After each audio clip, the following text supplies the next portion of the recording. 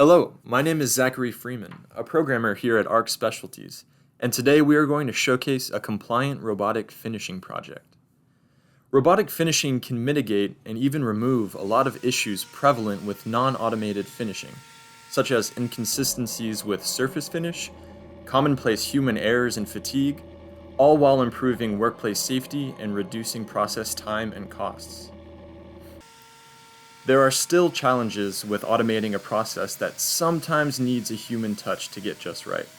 However, with the addition of the ATI PCFC compliance device with our FANUC 6-axis robot arm, we are able to create a constant force and pressure against the part no matter the orientation of the grind wheel.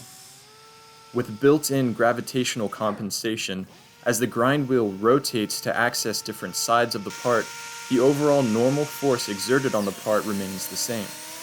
The mating of these two technologies allows for a defined, repeatable finish, saving the customer time and money. If you are in need of robotic finishing or have any questions on how to speed up your cycle times, contact us.